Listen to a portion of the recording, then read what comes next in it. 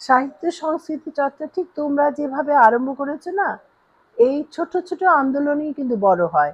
সবসময় বলে যে বিশ্বের বৃহৎ আন্দোলনগুলি কিন্তু খুব ছোট কয়েকজন দিয়ে কিন্তু আরম্ভ হয়েছে। এটার কিন্তু শক্তি অনেক বেশি।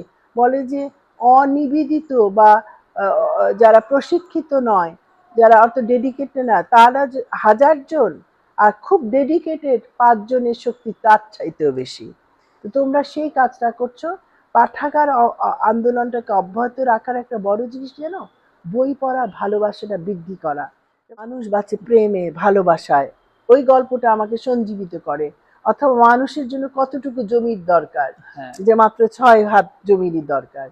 তো এই জন্য বই কিন্তু আমাদের আত্মিক মানসিক একটা সেরা বন্ধু, জীবনের সবচেয়ে বড় সঙ্গী।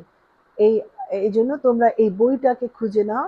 আর এটার জন্য সবচেয়ে বড় জিনিস যে সময় করে প্রতি সপ্তাহে বা মাসে 2 বার তোমরা একত্রিত হয়, একটা ভালো বউ বেছে নিয়ে ওটা নিয়ে কথা বলো। এটা দিয়ে তোমাদের বন্ধুত্বটাও হবে, বইয়ের চর্চাটাও বাড়বে, এভাবে বই প্রেমী আরো অসংখ্য মানুষ এগুলো তোমরা সৃষ্টি করতে পারবে।